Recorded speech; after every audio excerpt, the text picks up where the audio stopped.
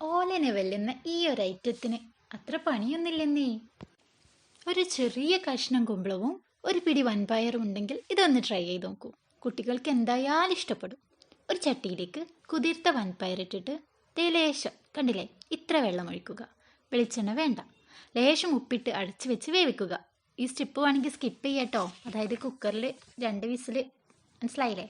ഇനി വൻപയർ ഏകദേശം വേവായാൽ നീളത്തിൽ അരിഞ്ഞ കുമ്പളവും വേണമെങ്കിൽ 4 പൊട്ടറ്റോയും കൂടെ ഇട്ടിട്ട് വീണ്ടും അടച്ചു വെച്ച് വേവിക്കുക. ഈ നേരം കൊണ്ട് മിക്സിയുടെ ജാറിൽ ഒരൽപ്പം തേങ്ങ, പച്ചമുളക്, വെളുത്തുള്ളി, ചെറിയുള്ളി ഒന്ന് ചതച്ചെടുക്കുക.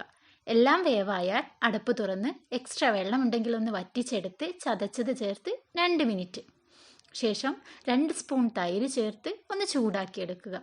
പ്ലേറ്റ് കാലിയാവുന്ന വഴി അറിയില്ലേ?